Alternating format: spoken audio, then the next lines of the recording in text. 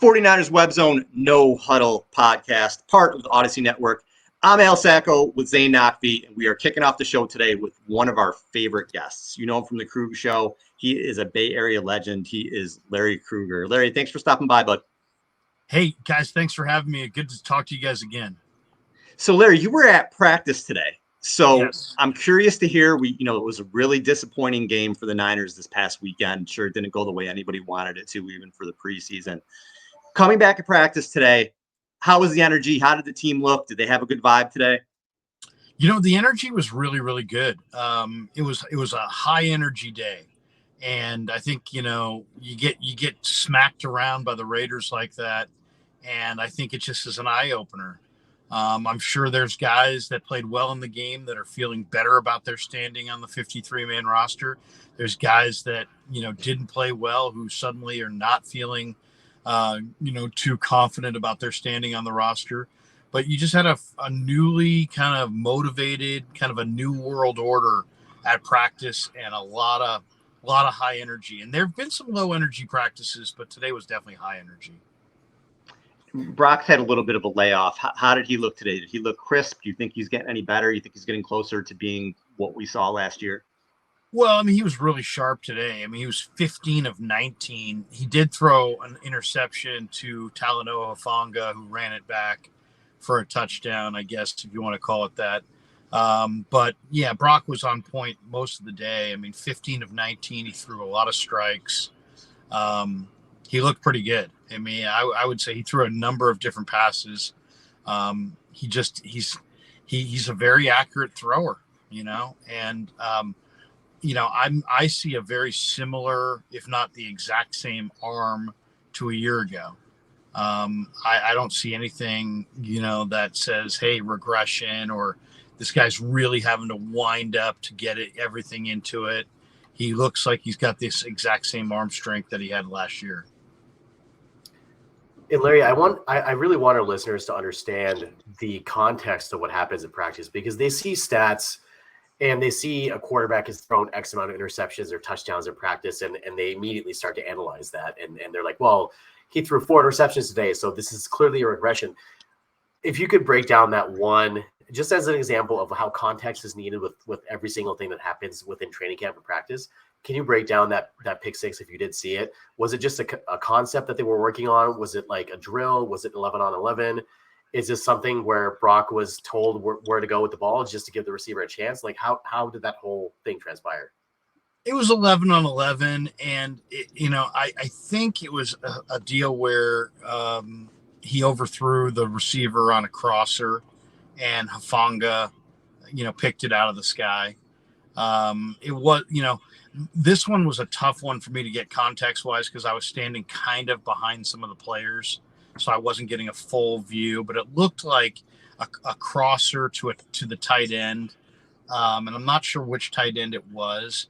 And the tight end went to the ground, I believe, and the ball, went above, and Hufanga picked it off and ran it down the right sideline for a touchdown. But as far as interceptions, it's funny. I asked Hufanga because we talked to him after practice. I said, how's Brock looking? And he says he looks great. He looks, absolutely the same as last year physically. It's like, people think there's the heirs of commission and the heirs of omission, right? And football fans only gravitate towards the heirs of commission because you commit a fumble, we can see it's a fumble. You miss a field goal, we can see it's a missed field goal. You throw an interception, we know you're not supposed to throw an interception, throw it to the other team.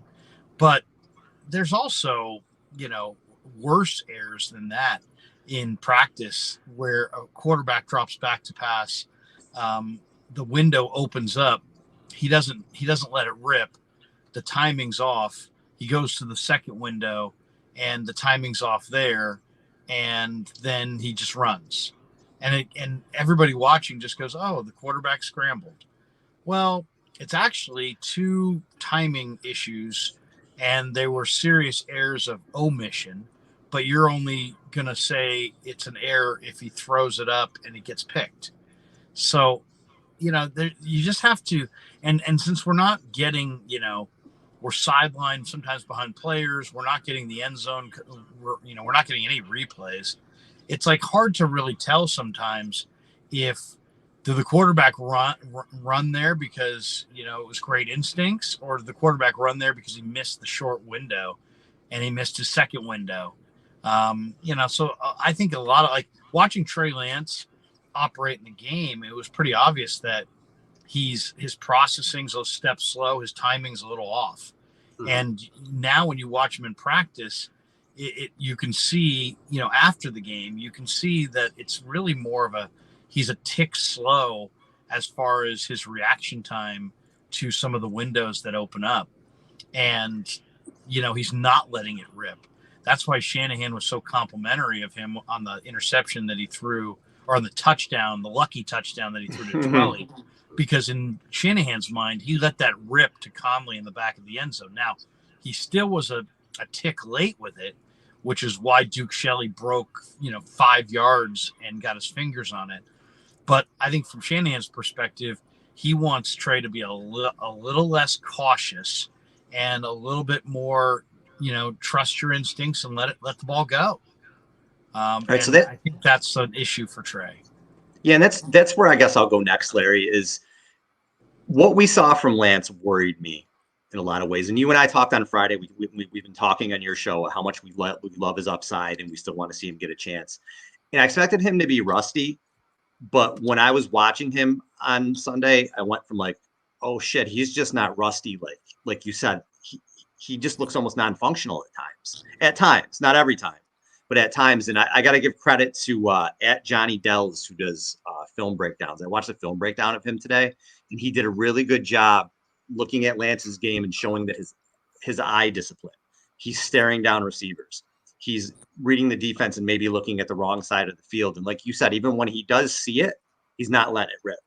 And there were a few plays, the third sack on the third play on the first drive, the second sack, he's got Dwelly open. He's just got to let it rip, and he pumps. There was another sack where he rolled out where if he just let it go again, just trusted his receiver, just gave his receiver a chance, it's probably a completion. So when you see that, because I know you were kind of with me with Trey, did it give you any pause? Did you watch that and say, okay, wait a minute, maybe he's not where I thought he was. And if this is what the 49ers are seeing, maybe Sam Darnold makes a little bit more sense to me now. Yeah, I mean, to me, I put very little credence in camp stats, and I put a lot more credence in the games. Now, granted, they're preseason games, and it's easy to be like, well, it's just preseason, but it's a game situation. I think what you have with Trey is that he started the game against the Raiders looking fidgety in the pocket, not trusting it, not letting it rip. The interception or the second sack that he took, he had Dwelly right there in a short zone between two defenders. There was no defender between Lance and Dwelly. He pump faked it to him, so he knew he wanted to go there, but he just didn't let it go. And you got to let it go. You got, it's like, you're going to be judged on the plays you don't make in addition to the errors that you do make. And the bottom line is they were 1 for 5 on the quarterback down in the first half against the Raiders. That's third down. And then the people who were ripping Shanahan need to really check themselves, because Shanahan wasn't only not dooming him for failure, he was having him throw a couple of times early in the game on first down because, I think because he knew that if you have, if you can't get anything done in the run game or on first and second down and it's 3rd and 10, it's a much more difficult proposition for a quarterback to have to throw on 3rd and 10. On 1st and 10, you've got the element of surprise. And so I didn't, some people were like, Shanahan's calling too many pass plays. I think what happens is when you call a first down pass play and you don't get anything out of it, well, guess what? I mean, you're probably going to pass on 2nd or 3rd down. So then all of a sudden it's a high percentage of passes because you chose to throw it, 2 of the first 4 first downs that Trey was in there. So, but I didn't look at it as like Shanahan putting pressure on him. I thought it was Shanahan trying to take pressure off of him by having him throw in some non-throwing downs to kind of, take the defense by, trying to catch them off guard and surprise them a little bit. But I just think overall, Trey's timing, his touch, and his accuracy are all very, very crude and raw at this point. And yeah, that's the job. I mean, Alex Smith was in Tahoe talking to Matt Mayoko guys about 3 weeks ago. And he was being asked these questions about Brock Purdy. Is Brock's success sustainable? And Alex, who knows, I think Alex is one of the real smart football analysts and quarterback analysts out there. And because he's lived it, right? And in a lot of ways, he was two different players at the early part of his career and the later part of his career. And he made the point that you can look at all these 40 times and height and hand size and all these different measurables and to grade a quarterback. But ultimately, what it really comes down to is how well do you process what you see at the line of scrimmage pre-snap? How accurate are you? And is the ball come out on time? Those are the three elements of playing quarterback that kind of supersede the rest of the factors. And all three of those elements, Trey, I think there's potential there, but he's so raw that the timing, the touch, and I think he's processing where to go, but I think he's very cautious. He's trying to take care of the football, maybe to a fault, and it really negatively impacts his timing. He's consistently late, and he's holding the ball too long. And he's not trusting his eyes and trusting his instincts and just letting it rip. Yeah, Al and I kind of talked about this off air, and it seems like Trey is basically the same guy that we saw last year. It doesn't seem like he's made that giant leap that a lot of us were expecting. And if you think about it, it kind of does make sense, because what was the biggest issue with Trey going into last year is that he needed reps, and then he proceeded to get hurt and miss the entire season. And having to rehab that injury and going into training camp, sharing reps, he still doesn't have that work. It's not an excuse, but it does prevent Kyle from evaluating the rest of the team as well, because a lot of those sacks, it's like, okay, well, is that an O-line issue? Is that a Trey issue? Like the issue, the sacks that he took when he was holding the ball, that's a Trey issue. Like the first play of the game, it's a quick hitter, it's a two-step drop. He doesn't have the pocket depth to hold it there. It's got to go. Like he doesn't have the depth to be able to do anything else besides his first read. So I think that for that reason, people are conflating a lot of Trey's issues with offensive line issues, which were prevalent. But I think that the largest issue is his processing. But that being said, like there is an issue with the offensive line. They didn't have their best game. Do you agree? Well, and it wasn't their best line. The 49ers, I think, have depth issues on both sides of the line of scrimmage. And I'm more concerned about the defensive depth, because the offensive line depth only comes into play if your guys get hurt. Your offensive linemen typically play the whole game.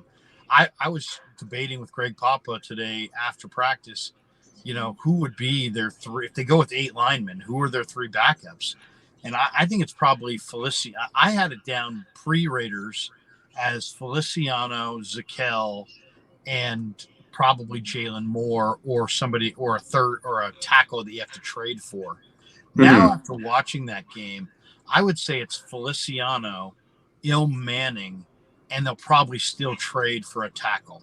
I think Manning, who can play left tackle, he did at Hawaii, was serviceable in this game, and he's more of a center guard prospect as far as his height and arm length and that kind of thing. So, because he's 6'2", 295, he's not 6'6", 325. And so I think Ilm, though, has shown that he can play tackle in a pinch, and then you got Feliciano inside.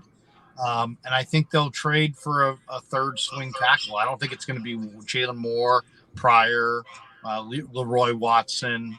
None of those guys really, I think, are going to do it. And as far as the D-line, the D-line depth is an issue as well.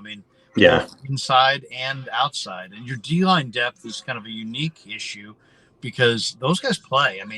Ebukam, Menahue, and Willis averaged 91 snaps per game in their 3 playoff games.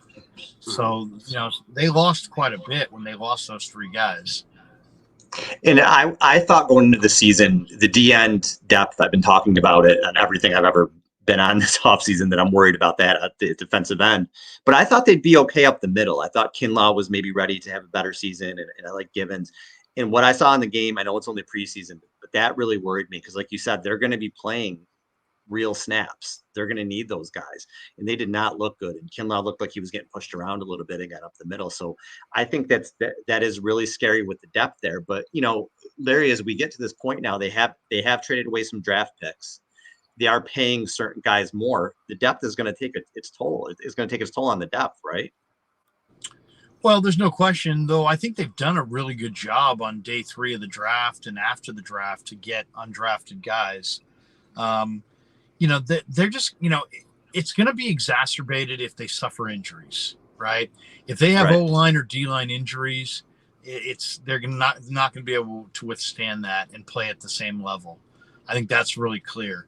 I talked to Kosaric about his D-line rotation. He said, hey, look, we're going to play our guys in a rotation, and we can't play, Hargrave and Armstead and Drake and Bosa 70 snaps for 17 weeks. I mean, we just can't do it, or they're not going to be upright for the playoffs.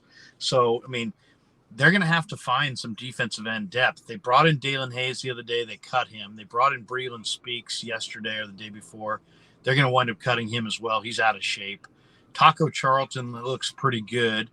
Alex Barrett, who's been on the practice squad the last couple of years, he looks pretty good. But they're going to need, they obviously need Nick Bosa. And Bosa and Drake and Cleveland Farrell are going to be their top 3 defensive ends.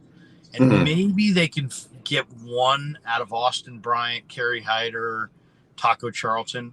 But I really think that at the cut down, they're going to have to either explore a trade, giving up a 2024 draft choice for somebody who's, Jerry Hughes comes to mind on the Houston Texans. He's 35. He had 9 sacks last year. He's on a team that's got some young defensive ends that probably D'Amico would prefer playing and giving reps to. I'd give a 4th or 5th round pick for Jerry Hughes to see if I could get, a veteran edge rusher in there. Of course, there's guys like Montez Sweat and Chase Young, but I can't imagine you could get those guys. But I mean, they need another defensive end in addition to Bosa. There's no doubt. Oh yeah. Yeah. I really think so too. Larry, you mentioned you were talking to Greg Papa, and did you happen to hear what he said on KMBR the other day about Sam Darnold? About Sam Darnold competing with Brandon Allen for the number 3, or Sam Darnold being the number 2 and Trey competing with Allen for number 3. He said Darnold is clearly a better player than Trey Lance right now. It's not close. And I think Sam can push Brock Purdy, honestly. So where I was going with this is if you and we talked about this a little bit last week too, like it's Papa. Mayoko's mentioned Sam Darnold's arm ability. Mike Silver, we just keep hearing it from everywhere. Sam Darnold. Sam Darnold. These guys are not making it up, right? These guys are hearing it from somewhere. At least, I mean, these guys much better than I do. I don't know if you've had any conversations with them about it, but does it just kind of seem to you like at this point, like unless Trey takes just a gigantic turnaround in the last 2 weeks, like Sam is the number 2 quarterback? Yeah, I think so. I mean, you saw it in this game. I mean, Kyle Shanahan's comparing his, career renaissance or potential for career renaissance in San Francisco to Steve Young. I mean, his dad coached Steve Young, and I mean, I think Kyle obviously has great affinity for Darnold. I'm a little concerned about Darnold because there's been such inconsistency in his career. I would have liked to have seen him play another series or 2 against the Raiders. I'd like to see him play some extended time in this game because, I mean, he played well. I mean, the dime that he threw to Ronnie Bell was a beautiful pass. He had a number of really good passes. But, he also, is a tick late at times in processing what he sees. And I would like to see a little bit more of it before I would stamp it official. I disagree with Greg that he'll push Brock Purdy. I mean, Brock Purdy throws with accuracy consistently. The ball comes out on time. That he's got escapability. He's got competitive fire. Sam Darnold, I think, is a really intriguing prospect, but he's not on Brock Purdy's level. But I do think he's clearly better than Trey Lance. So based on what I saw against the Raiders, there's no doubt in my mind. And Trey might be the 49ers franchise quarterback, but it ain't right now. I mean, that's for sure. And so the question is just a matter of, Do they want to keep him around to see if he can be that guy in 2 years? I mean, I'm starting to wonder about even that possibility, because I heard John Lynch talking with such glowing terms about Brandon Allen, and Yeah. I don't know. I mean, it sounds to me, I mean, if I'm just telling you, and I'm here every day, what it sounds like to me is they're going with Brock. They're going with Sam. They're going to go with Brandon Allen as $1 million third string quarterback, and they're going to take the best offer they can get at the end of training camp for Trey Lance. And my guess is, guys, that they will, if I'm just predicting what I think may happen, they're very cognizant of the fact that how the perception will look if they just gave him away for a 6th-round pick. Mm-hmm. I could see them trading, if they were trading him, with another player and another draft choice for a player who maybe at the end of his deal has 1 year left, and a mid-round pick. You know what I mean? Or even like a Trey Lance, a 3rd-round pick, and some other player to the Commanders for Montez Sweat and a 6th-round pick. And then they could at least say, hey, you know what? We're trying to win this year and this and that. I think if you did that, there would be some confusion, or at least it would muddy exactly what the trade return was and what his actual value was, because you also had to include a pick. And I mean, I could see that, or I could see them. I really think that they won't move him unless they can get a piece to the puzzle that helps them win the Super Bowl this year. But that being said, I definitely think they're going to listen to offers, and I would say it's better than 50-50 that they pull the trigger. Now, there's other people that don't feel that way, that feel like he's going to be here. I've talked to a number of media people that are like, he won't fetch enough, and they won't want to give him away. And I get all that, but they have Brandon Allen now here, and they've got Darnold here. And, if you say goodbye to Brandon Allen and then you move off a Trey at some point in October, then who's your 3rd-string quarterback? And it complicates things. I think they're going to go with Brandon Allen and Darnold and trade Trey, probably for some player that can help them win this year. Wow. It's just so shocking, because here we were a few years ago, and this was the guy, the excitement around Trey Lance, and now we're talking about trading him. It's just a huge fall from grace, that it wasn't entirely his fault, but it's just so shocking. Now, I want to talk about another guy that I'm kind of concerned about. So there was one starter that played in the Raiders game, and it was Isaiah Oliver. And he is a guy that we thought would come in and immediately take that slot corner job. And Steve Wilkes today said that he has a Rolodex of guys that could possibly be playing that position. Are we right to be concerned about that position right now? Well, I mean, unlike D'Amico, who wouldn't tell you anything, I think Steve Wilkes is far more candid. And he basically just, when we were talking about it in the media room after he walked away, he basically just said that it's like, without saying I'm unhappy with Isaiah Oliver, they're saying they're unhappy with Isaiah Oliver. And based on what my eyes told me, I'm unhappy with Isaiah Oliver. I mean, I either Isaiah Oliver is not 100% physically, and that touchdown he gave up, he was in trail position, it looked terrible. His play speed looked like it was 3/4 speed.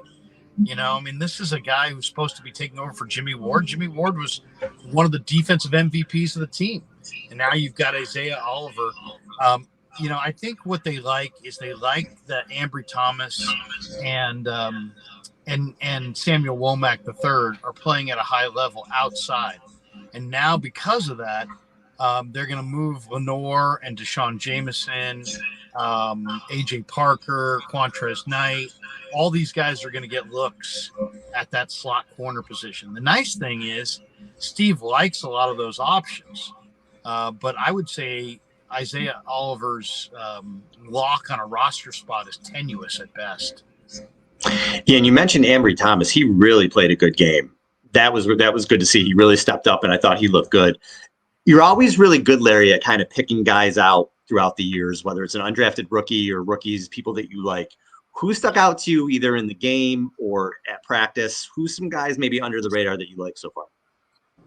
Well, I mean, all three of the young linebackers are terrific. I mean, Jalen Graham, D. Winters, Marcelino McCrary-Ball.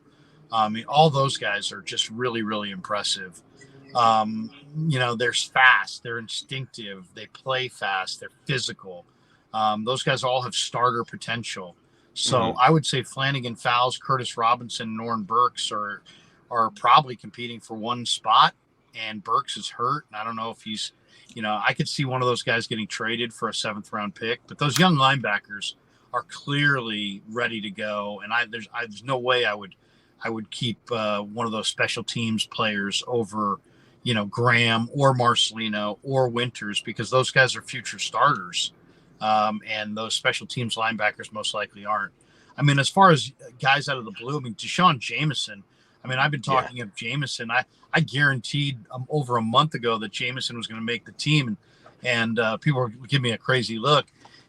Jameson is a really good corner with a lot of experience. He's not the biggest guy, 5'10", 180, but he's a dynamic return guy.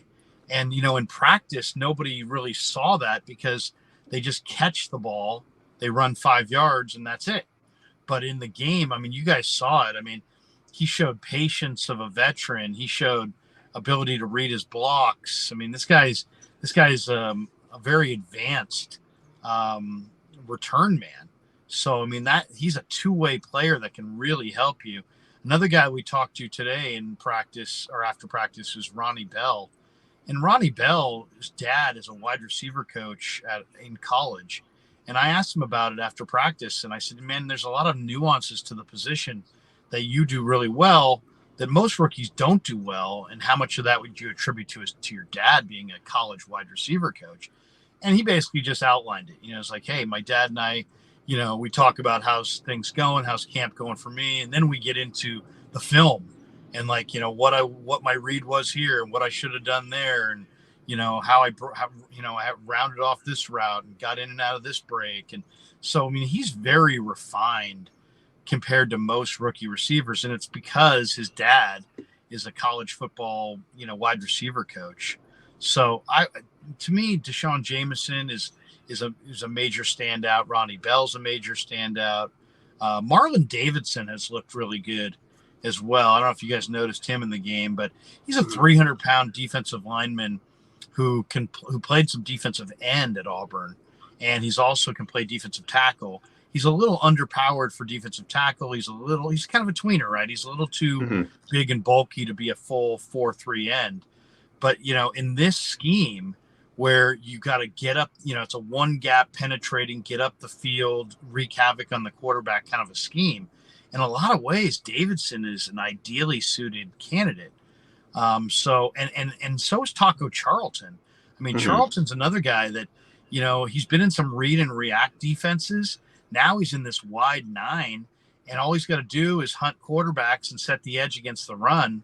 And Charlton can do that. So, those two guys are not rookies, and they've been on other teams, but they're both, I think, going to be Chris Kocurek, reclamation projects. Yeah, Ronnie Bell, he gave me kind of a heart attack on some of the returns. I don't know if he knows how to fair catch. I don't know if he knows that he can fair catch, but I thought receiving, he did have the ball bounce off his hands from Brandon Allen. But other than that, I thought it was a really impressive game. I love the end around. I love how hard he ran, and they actually hit a goal ball to him. My God, when was the last time I feel like we never see goal balls from the 49ers. So that was good to see too. Larry, before we let you go, yeah, what do you want to see next week? In the next game, is there any players you just want to see step it up? Just what do you want to see from this team in week 2 of the preseason? I'd like to see them establish the run a little bit with Ty Davis Price and Jordan Mason. These are two quality young backs. They got zero push against the Raider front, and they just could not run the ball. I'd like to see. We'd have a much better chance to evaluate the quarterbacks fairly if we could see some production on first and second down in the run game. I also want to see Cameron Latou catch the ball. His hands have been horrendous. And, I want to see Jake Moody make field goals. And, I was asking one of the beat writers, I'm like, what kind of leash do you think Moody has? And the guy's like, 2 years. And I'm like, no. You're 2 wrong. games. Yeah, he does not have 2 years. I mean, that's just false. This team's got, is a Super Bowl contender. You got Zain Gonzalez hitting 55 and 57-yard field goals in this same camp. You got Robbie Gould in Chicago or suburban Chicago sitting by his cell phone. I would say Jake Moody's got, a game and, a couple games here to show what he's got. If he's still, spraying it, I mean,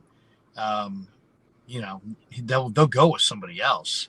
So I'm looking for those 2 third-round picks to kind of justify their draft position.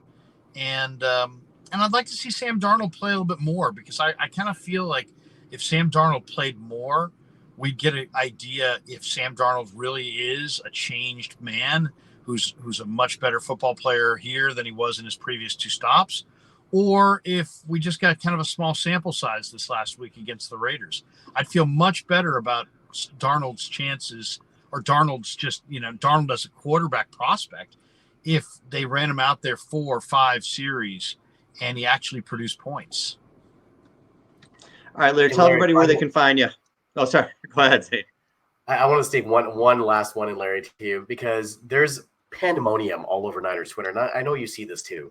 And it's so ridiculous to me, because we're talking about practice reps here. We're talking about games that don't count. We're talking about players who are working on a concept. And an example is, like, for pitchers, when they go to spring training, they'll make a start in spring training, and the guy may just work on his curveball alone. And he'll get lit up for like 10 runs or 10 hits or whatever, but it's not a big deal because he was working on a specific thing. Can we say something to walk people back from the edge a little bit here? Well, I mean, all I would say is some picks, I mean, I know this is going to be hard to understand, but some picks are significantly better than no picks. And no picks means that you're not testing your boundaries and you're not really letting it rip. And if you're going to play football in the NFL at quarterback, you have to have a rapport with your receivers. You got to talk to them a lot, and you got to give them a chance to make plays for you on those 50-50 balls. And that's all that Brock Purdy really does. He plays on time and on tempo, and the ball comes out. Now, in the regular season, you saw what he did. The only kinds of interceptions that, for the most part, now there were some drop picks last year, no doubt. But for the most part, most of his interceptions were, balls that got tipped. I think, and this idea that Brock can't get any better is just a ridiculous, idiotic notion. He's worlds better. I talked to him after minicamp. I said, where are you today compared to where you were this point last year? And he's like, oh, Krug, night and day. Last year, I'm going to the line of scrimmage. I'm just trying to remember the verbiage.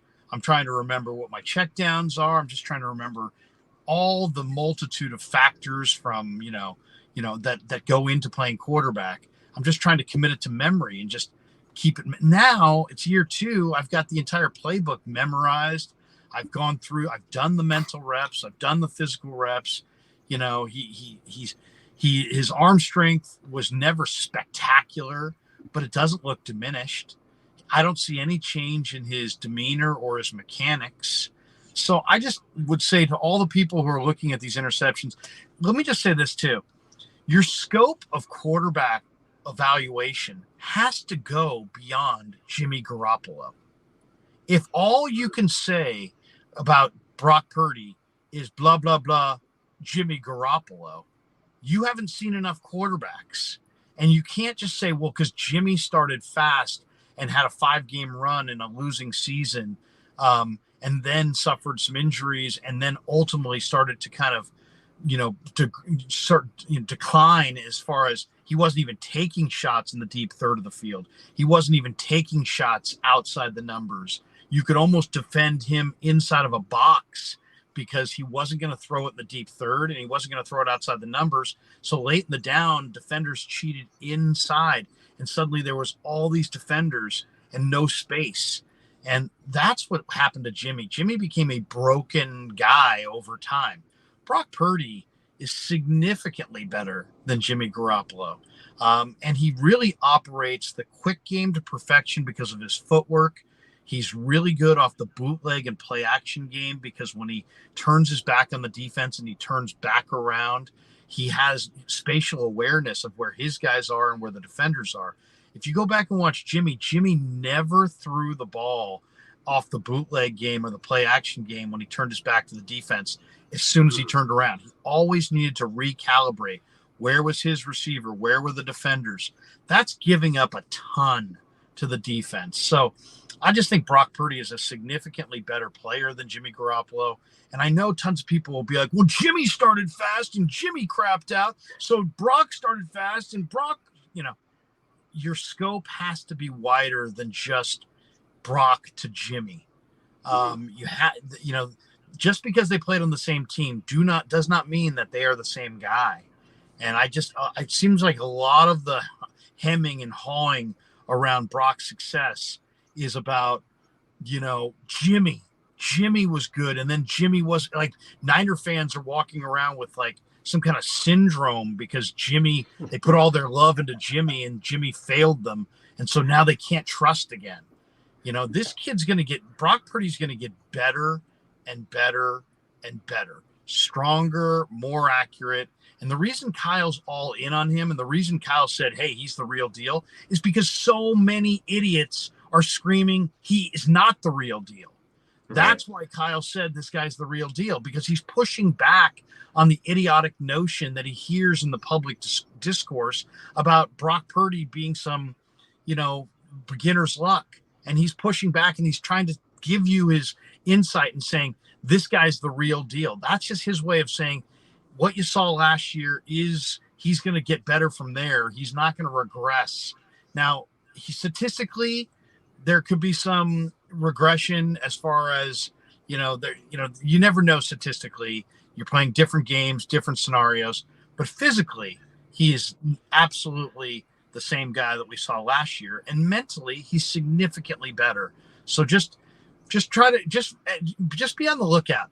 Anytime people are skeptical about Brock Purdy, how quickly after they acknowledge their skepticism do they say the name Jimmy Garoppolo? And if it's really soon thereafter, that they've got limited football resource and connectivity, and they're kind of, Jimmy failed us and we're scarred and I can't put my faith in Brock just yet. You know what I mean? And that's my read on it, guys. I don't think it's anything against Brock personally. I think everybody respects what he did, but because he was Mr. Irrelevant and because Jimmy started fast and crapped out, they're like, oh, we can't trust that this is our guy. This is your guy. This is your guy. They've just been hurt too many times. It's a damaged fan base. Exactly. And Trey Lance, I know I come across as very negative on Trey Lance.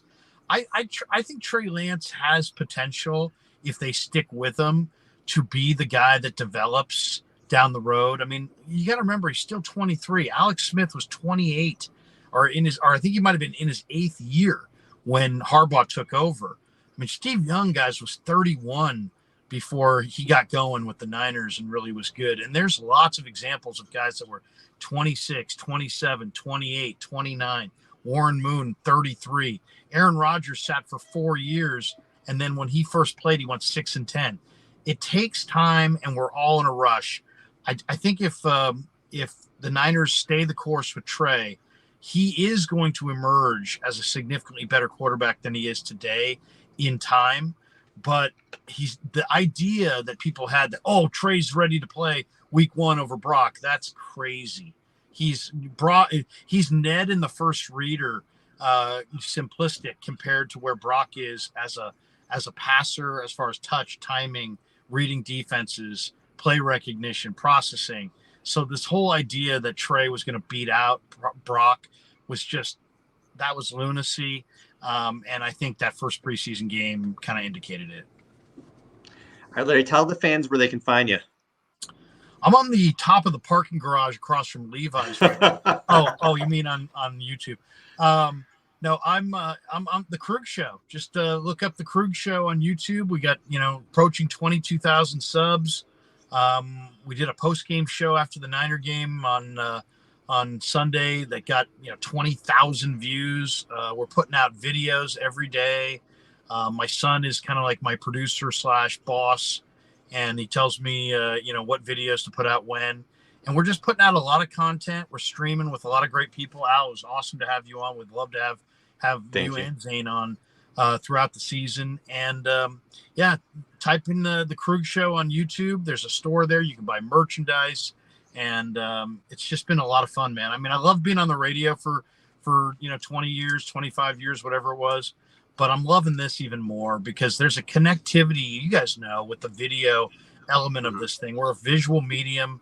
We're visual people. You can do so many more things. I love taking calls and talking to the fans face to face. I love bringing the fans through my phone face to face with the Niner players in the locker room. And we're just going to produce a ton of great content this year. Niner alums, Niner players, Niner coaches, Niner media. If you love Niner football, we're going to bring it to you, 365, 24/7. So the Krueg Show on YouTube, check it out. Absolutely. We appreciate the time, Larry. Thanks for stopping by. And everybody, thank you for listening. For Zain, I'm Al. Peace.